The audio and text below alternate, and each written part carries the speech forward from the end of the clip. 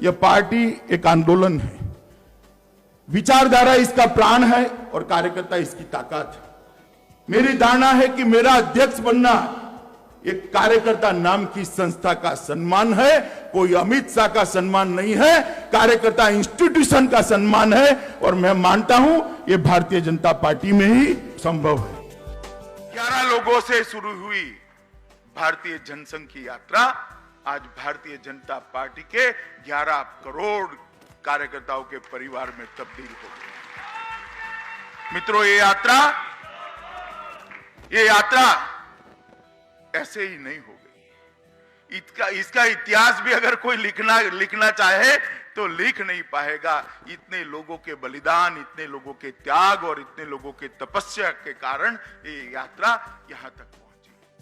मेरी पार्टी में आज भी 600 लोग ऐसे हैं जिनका तर्पण कौन करेगा वो इनको मालूम नहीं है, उनको मालूम नहीं। मैं कहना चाहता हूं कि जनसंघ की स्थापना अगर श्यामा प्रसाद मुखर्जी जी ने न करी होती तो देश का बहुत बहुत बहुत बड़ा नुकसान हुआ होता।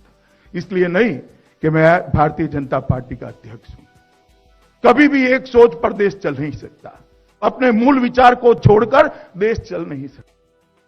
हमारी संस्कृति, हमारी भाषा, हमारा संगीत, हमारा इतिहास, इसको संजोने का अगर हम प्रयास नहीं करते हैं तो हम समाज के नाते दुनिया में हमारा स्थान, कभी भी सम्मानित स्थान अर्जित नहीं कर सकते हैं।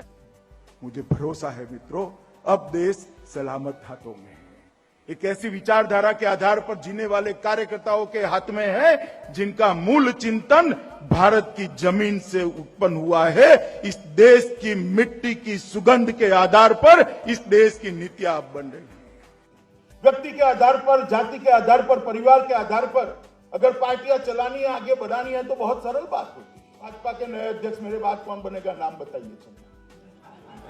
आप नहीं बता सकते, नहीं बता सकते,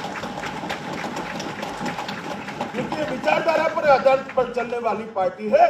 गुजरात के नारायणपुरा के बूथ में बूथ के मंत्री के रूप में काम करने वाले एक छोटे से अमित शाह को धीरे धीरे विकसित कर इसके व्यक्तित्व के अंदर इनपुट देकर, उसको रगड़कर, समाज की सच्चाइयों को समझाकर, इसके नेतृत्व को समाज में स्वीकृत कर राष्ट्रीय अध्यक्ष पर भारतीय जनता पार्टी ही दिखा।